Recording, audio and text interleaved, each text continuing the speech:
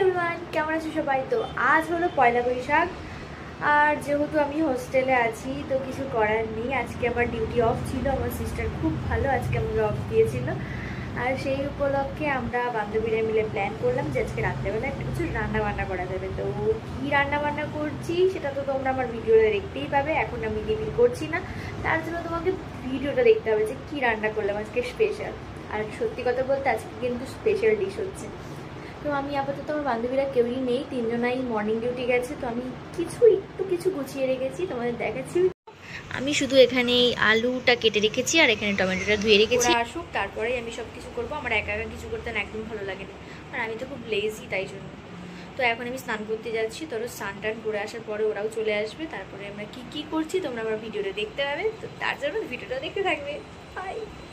পয়লা বৈশাখ, তাই আমিও নতুন জামা বার করেছি, কারণ সবসময় পয়লা বৈশাখে শুনে এসেছি নতুন জামা পরতে হয়। তাই আজও আমি এই নিয়মের অনথা করব না, আমি নতুন জামা পরবো। তো দেখো এই যে জামার প্যান্ট আমি আমার নতুন প্যান্ট, এটা আমার মা এনে দিয়েছিল, যেটা আমি হোস্টেলে নিয়ে এসে একটা ইউজ করছি আর একটা তুলে রেখেছিলাম। আর এই জামাটা আমি এখানে এসে নিয়েছি, ভেবেছিলাম বাইরে কোথাও গেলে পরবো, কারণ আর এখন তো পয়লা বৈশাখ, তাই ভাবলাম আজ এখনই পরি। স্নান সেরে আমি তো রেডি, কিন্তু আমার বান্ধবীদের এখনও দেখা নেই। দুপুরে তো খাবার খেতে হবে, তো বান্ধবীদেরকে ফোন করি, ওরা নিচে আসলে আমিও নিচে যাব। দুপুরের খাওয়াটা শেষ করে তারপরে তো আমাদের রাতের খাবার তড়িজড়ি শুরু হবে। আর এইছে আমি আমার নতুন জামা পরে রেডি। চলো, যতক্ষণ আমার বান্ধবীরা না আসে ততক্ষণ আমি আমাদের রুমটার বাইরেটা আর আমরা কি ফেসিলিটি পাই এখানে সেটা তোমাদের সাথে শেয়ার করি। তো চলো, এই যে আমাদের রুম থেকে বেরোলে এইদিকে এরকম একটা ভিউ আছে, আর এদিকে করিডোর। তো সোজা করিডোর দিয়ে এগিয়ে গেলে এদিকে আমাদের প্রতিবেশীদের রুমও আছে। আর এই যে এদিকে আমাদের সিঁড়ি, আর এই যে আমাদের লিফট, তোমাদের আগেও আমি লিফট দেখিয়েছি। আর এখানে আমরা এই যে আমাদের ওয়াশিং মেশিন, আমরা এখানে জামা কাপড় কাচি। আমাদের হোস্টেলে এটার সুবিধা আছে, গিজারের ব্যবস্থা আছে, যদিও গরমকালে গিজারের প্রয়োজন হয় না, তবুও আছে। এখানে এসে আমার খুব ভালো লেগেছে, আমাদের জন্য ওয়াশিং মেশিন দিয়েছে, জামা কাপড় কাচার জন্য, আমাদের রান্নার জন্য আলাদা প্লেস দিয়েছে। হ্যাঁ, হয়তো একটুখানি মানে খাওয়া দাওয়ার এখানকার অন্যরকম, কিন্তু আমাদের হস্টেলের তুলনায় এখানে অনেক ভালো খাবার দেয়। লিফটার আওয়াজটা প্রচণ্ড ডিস্টার্ব করছে, ওকে ইগনোর করুন। কিন্তু এখানে হস্টেলের থেকে অনেক বেশি সুযোগ সুবিধা আমরা ইন্টার্নশিপে এসে এখানে পাচ্ছি। আমার তো এখানে থাকতে বেশ ভালোই লাগছে, বাকিটা কি আর বলবো, ম্যানেজ করে নিতে হয় আর কি। আজকে নববর্ষ উপলক্ষে দুপুরের ডিনার সরি হয়ে গেছে, দুপুরের লাঞ্চ। এটা বান্ধবী ধরিয়ে দিয়েছে, যদিও বান্ধবী খাবে না এখন। এই যে আমার এই বান্ধবী খাবে আর আমি খাবো। বান্ধবীটা কোথায় মা? ওদিকে দেখানো যাবে না। বান্ধবীর প্লেটে বান্ধবীর লাঞ্চ পড়ে গেছে, বান্ধবীর ছেঁড়া শুরু করে দিয়েছে, আই মিন সসের প্যাকেট। ওই যে ছিঁড়ে আবার থালায় ঢালতেও শুরু করে দিয়েছে। আর এই যে আমারগুলো দেখতে সুন্দর না, কিউট না? দেখো দেখো, ওরটার থেকে আমারগুলো দেখতে সুন্দর, আই মিন আমার কি যেন পাফগুলো। এই যে আমরা নববর্ষের রান্নাবান্নার তোড়জোড় শুরু করে দিয়েছে। এইদিকে আমাদের সবাই বান্ধবীরা মিলে কাজ করতে শুরু করে দিয়েছে, আর আমিও এখানে কাজ করছি। দেখো, এটা আমারই হাত, মানে আমি এটা, আমাকে একটু ইগনোর করো তোমরা প্লিজ। আর এই যে এখানে আমাদের সব মশলাপাতি আলু ঠালু কেটে সব রেডি হয়ে গেছে। আজকে তোমরা গেস করতেই পেরেছো কী হবে, বুঝতেই পেরে গেছো। হ্যাঁ, আজকে আমাদের হবে হলো পোলাও আর আলুর দম।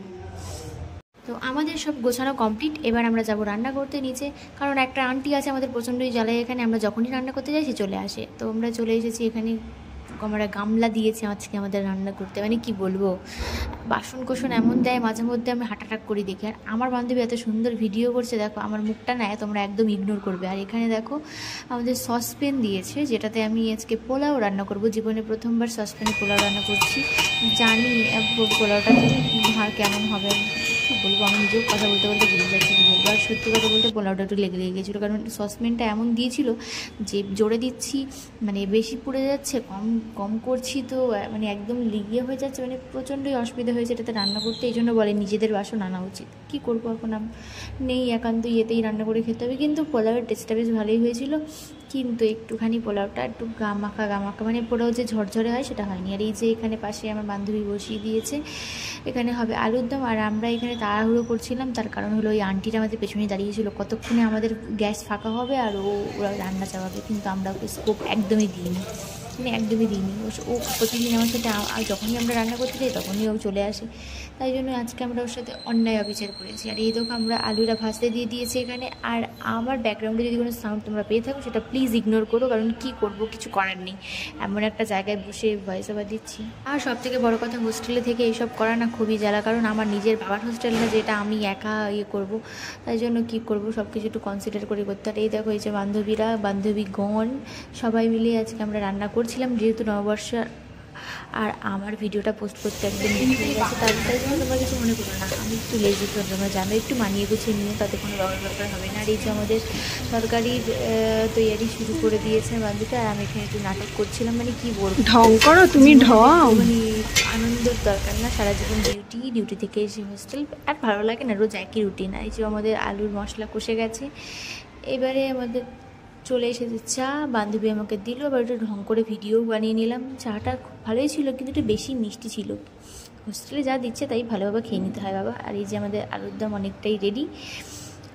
আর ওই যে পাশে দেখো বান্ধবী পোলাও নাড়ছে, পোলাওটা খিচুড়ি মনে হচ্ছে, কিন্তু পরে গিয়ে ঠিক হয়ে যাবে, মানে অনেকটাই ঠিক হয়ে যাবে, কিন্তু পোলাওটা এখন এখানে খিচুড়ি মনে হচ্ছে, মানে আমার নিজের মনটা একদম খারাপ হয়ে গেছিলো। আর এই যে আলুর দমে দিয়ে দিয়েছি, তো ওই আলুর দমটা বেশ ভালোই টেস্ট হয়েছিল। আমি এখন এডিট করতে বসে আমার মনে পড়ে গেল আমার আলুর দমটা আবার মনটা খারাপ, কারণ পোলাওটা একটু গলা হয়ে গেছে, তাই মানে বাসনের প্রবলেমের জন্য। তো যাই হোক, সে অনেক মন খারাপ নিয়ে এখন আলুর দম রান্না করছে।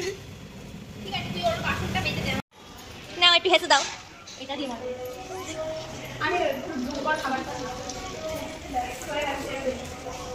রাধুনি বসে আছে। আর আমাদের রান্না প্রায় শেষের মধ্যে বলতে গেলে ভুল হবে, শেষই প্রায়। এখানে আলুর দমটা শেষ, আমরা গ্যাসটা অফ করেই দেবো এখন। আর এখানে একটু ঢং করছিলাম, আর ওরাও মজা করছিল আমার সাথে। এরপর যাব এখান থেকে আমরা এই খাবার দাবারগুলো ওপরে তুলে নিয়ে গিয়ে খাবার খাবো। আর আজকে আমাদের হোস্টেলে দেবে চিকেন, আমি তো চিকেন খাই না, তবুও নেবো চিকেনটা, কারণ আমার বান্ধবীরা খাবে, আমি আলুর দম দিয়ে খাবো, তা বলি কি ওরা চিকেন খাবে না, তাই জন্য ওদের জন্য চিকেন নিয়ে ওপরে চলে নিচ থেকে মাংস নিয়ে চলে এসেছি। যদিও মাংসগুলো এই যে এই প্রাণীটা ভক্ষণ করবে, আরেকটা আছে বাইরে। আমি প্রাণী নই ভাই, আমি একটা মানুষ। ওকে, এই যে আরেকটা প্রাণী পেয়েছি। আমাদেরকে প্রাণী বলছে এই মানুষ, একটা মানুষ তো একটা প্রাণী। আমাদের প্লেটিং করা কমপ্লিট। এই যে আমাদের বান্ধবীগণ, আজকে আমরা রুমে খাচ্ছি। আর এই যে আমাদের আজকে স্পেশাল ডিশ পোলাও আর আলুর দম, আর এই যে হোস্টেলের মাংস। কেন রুমে খাচ্ছি? আমরা আজকে রুমে খাচ্ছি তার কারণ আমরা নিজেরা রান্না করেছি। তোমার কিছু বলার না?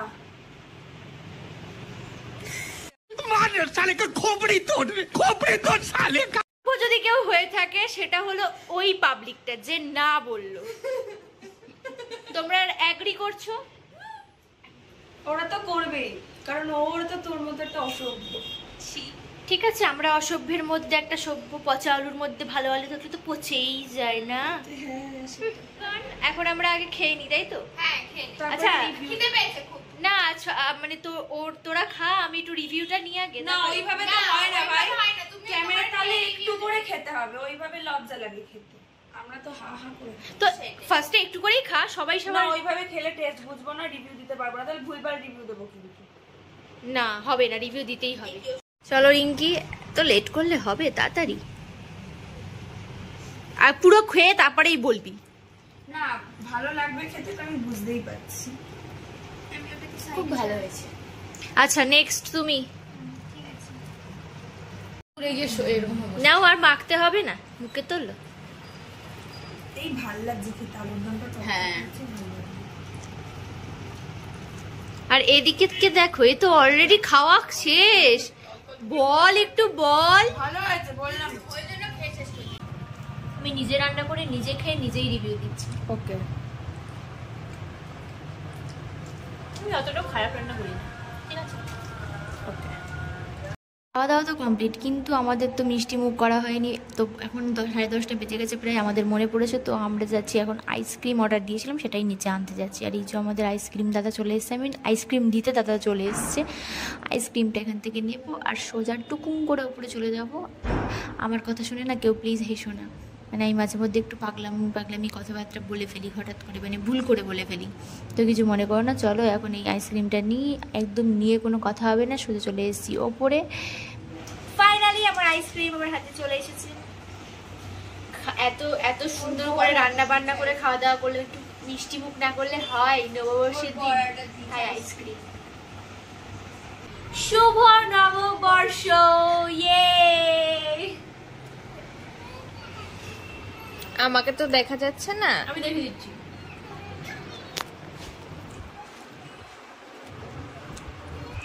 এবার আর এইটা হলো আমাদের হ্যাংলা প্রাণী। দেখো আইসক্রিমের টাপটাই পুরোটা নিজের হাতে তুলে নিয়ে নিজেই খাচ্ছে, আমাদের কাউকে আর খেতে দেবে না এমন একটা ভাব সাব। আর ও বুঝতে পেরেছে যে আমি ভিডিওটা বানাচ্ছি, তাই বলছি। আমি বুঝতে পারছিলাম এরকম কিছু একটা হবে, তারপরেও দেখো ভিডিও বানাচ্ছি দেখেও ও কিন্তু ওটা ফেরত দিচ্ছে না আমাদেরকে, ক্রমাগত খেয়েই যাচ্ছে। মানে কতটা অসভ্য হলে এরকম করতে পারে দেখো। আর আমরা সবাই এদিকে তাকিয়ে তাকিয়ে বসে বসে হাসছি। আমি তো ক্যামেরা করছিলাম। এমা দেখো দেখো দেখো কাণ্ডটা দেখো।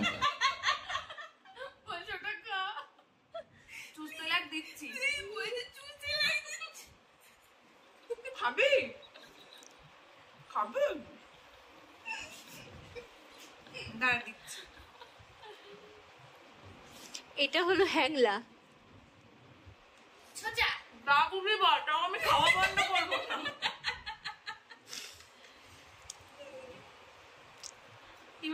তোমরা দেখতেই পেলে আমাদের আইসক্রিম চলোদিকে আইসক্রিমটা খেয়ে নিচ্ছে।